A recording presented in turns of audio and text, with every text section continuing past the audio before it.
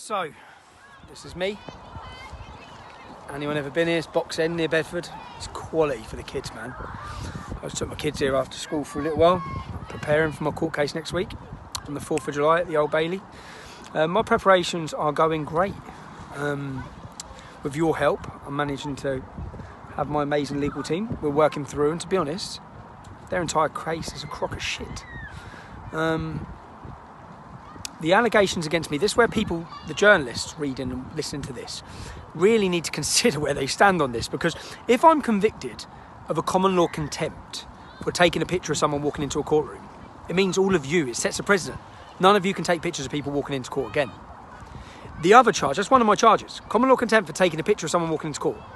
Journalists take pictures of me every time I walk into court. I'm not saying that's wrong, I'm saying it's journalism. It's not wrong, yeah? But the Attorney General's prosecuting me for it. One of the other charges the Attorney General's prosecuting me for is that by me asking how people feel about their sentence, about their verdict, that I could cause them anxiety. And we couldn't have these Muslim paedophile rapists cause any anxiety, could we, Mr. Attorney General?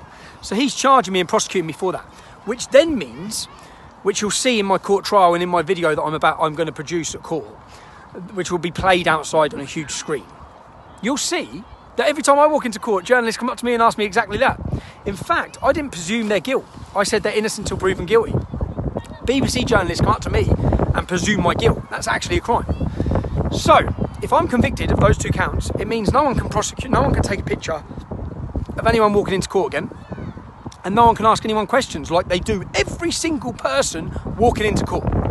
So it's not actually journalists. You need to be standing up here. This is press freedom is at risk here. Your freedom, all of you. You shouldn't be standing against me on this mainstream media. You should be standing behind me. Because if I'm convicted, it changes everything.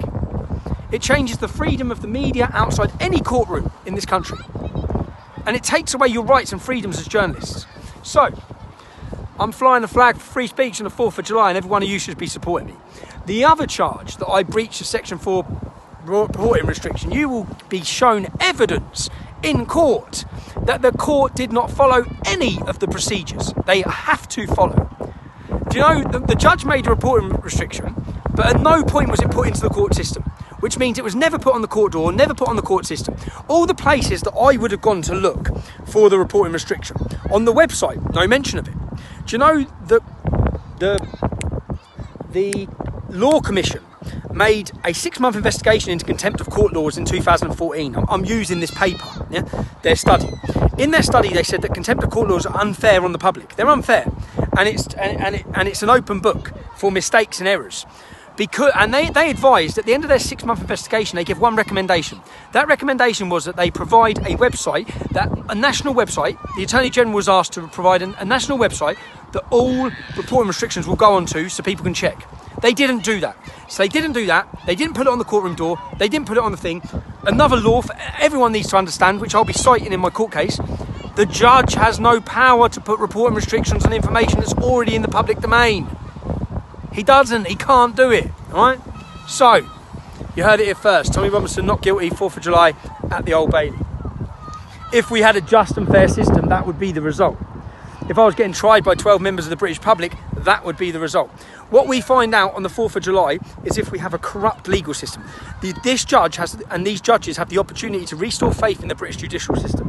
Because right now, no one trusts it. Everyone's seen the horseshit it is. Everyone has seen the unfair case. Everyone saw the kangaroo court I went into. Everyone is now witnessing this politically motivated persecution in order to silence me. Will it work? No, it won't. See as many on the 4th of July as possible. I've been in there. I was great. It's wicked, man. Anyone get over here. With your kids, Box End near Bedford. It's ledge. Yeah. See you soon.